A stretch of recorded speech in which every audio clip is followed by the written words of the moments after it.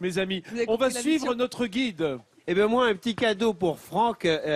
Vous parliez tout à l'heure de ce paysage qui se transforme. Eh bien, on va prendre de l'altitude pour aller à Lens, au-dessus des terris.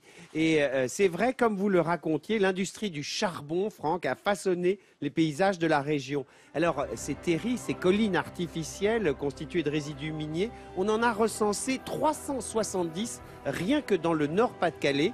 Et la nature, c'est vrai, reprend ses droits depuis que, effectivement, ces terris ne sont plus en activité. Alors, il y a des vignes sur certains.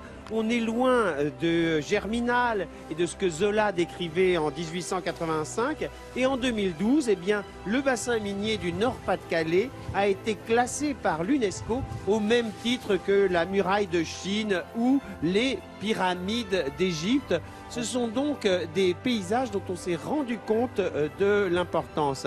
Alors, je crois qu'il y a aussi un endroit, Franck, où vous avez été de nouveau avec vos enfants. C'est le musée de la mine. Et ce musée de la mine, il est à quelques kilomètres de Douai. Il est à Le Ward, hein, sur le site d'une ancienne fosse, c'est ça? Oui, oui, ils ont adoré vraiment découvrir cet univers minier qui était celui de... On voit la salle des pendus là à l'écran. Ça, c'est très impressionnant. C'était l'endroit où les mineurs, après être remontés, laissaient leurs vêtements pour qu'ils ne soient pas salis, évidemment. Et là, c'est sur une ancienne fosse. Donc tout est, on a des vieilles machines qui sont encore là. Il y a une reconstitution de galerie, comme on peut le voir avec les. Et on se rend compte de la difficulté de ce métier, des conditions de travail des mineurs. Et c'était vraiment très intéressant. On descendait à 400 mètres sous terre et ce centre minier, eh bien, c'est le plus important musée de la mine en France avec 150 000 visiteurs. Un plaisir à aller visiter ces paysages miniers, c'est vraiment capital.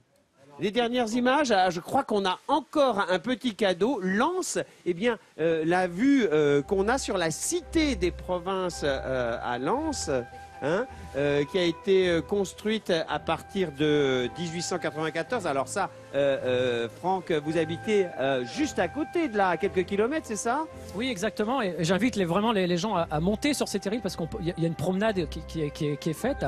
Ce sont les plus hauts terris d'Europe et on a une vue vraiment sur tout ce bassin minier, sur les anciens corons. On peut savoir ce qui s'était passé il y a 30 ans finalement, il y a 100 ans. Imaginez un peu l'univers.